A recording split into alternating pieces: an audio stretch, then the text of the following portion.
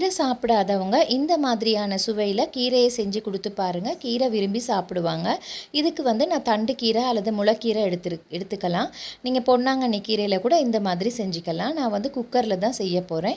முதல்ல கீரையை நல்லா 3 தரம் நல்லா அலசிட்டு உப்பு மஞ்சள் தூள் போட்டு அலசி தண்ணி வடிய எடுத்து வச்சுக்கோங்க. இப்போ குக்கரில் நான் கீரையை போட்டுக்க போகிறேன். இது கூட தேவையான அளவு உப்புத்தூள் அல்லது உப்புக்கல் சேர்த்துக்குங்க. நான் உப்புக்கல் தான் சேர்த்துருக்கேன். சேர்த்துட்டு இது கூட நம்ம தேவையான அளவு மஞ்சள் போட்டுக்கணும். மஞ்சள் தூள் கொஞ்சம் சேர்த்துக்கலாம். சீரகம் 2 டீஸ்பூன் அளவுக்கு சேர்த்துக்குவோம். சீரகம் நல்ல தூக்கலான வாசமாக இருக்கும்.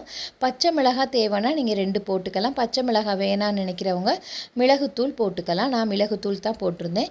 இது கூட சின்ன வெங்காயம் வெள்ளைப்பூடு சேர்த்து செய்யலாம். நான் சின்ன வெங்காயமும் வெள்ளைப்பூடும் போடலை.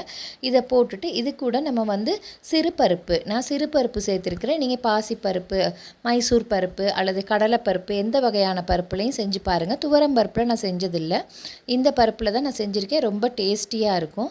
இப்போ இதோட நம்ம பருப்பு வேகிற அளவுக்கு தேவையான அளவு தண்ணி ஊற்றிட்டு நான் 3லேருந்து 4 விசில் வரைக்கும் நீங்கள் வச்சுக்கோங்க.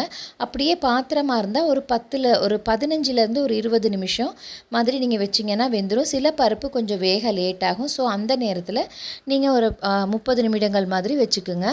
வச்சுட்டு நீங்கள் இதை நல்லா இப்போ குக்கரில் போட்டு மூடிட்டு 3 விசில்லேருந்து 4 விசில் வச்சுக்கோங்க.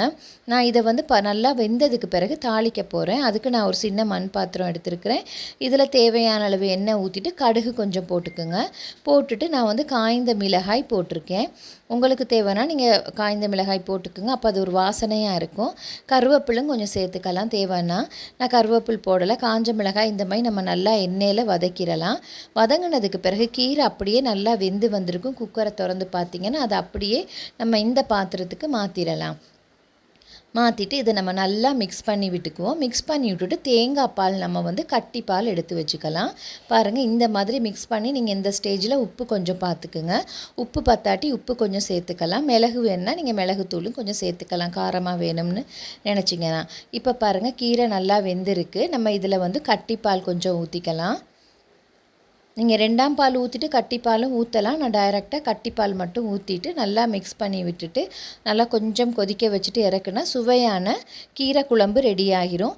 இதுக்கு நீங்கள் நெய் கொஞ்சம் போட்டு சூடான சாதத்தில் சாப்பிட்டிங்கன்னா ரொம்ப டேஸ்டியாக இருக்கும். குழந்தைங்க முதல் பெரியவங்க வரைக்கும் ரொம்பவே வித்தியாசமாக இருக்கும். இதுக்கு நீங்கள் ஒரு கீரை குழம்பும் ஒரு கொஞ்சம் நெய்யும் ரசமும் இருந்தாலே போதும். நமக்கு சாதத்தோடு சாப்பிட ரொம்ப நல்லாயிருக்கும். Thank you friends.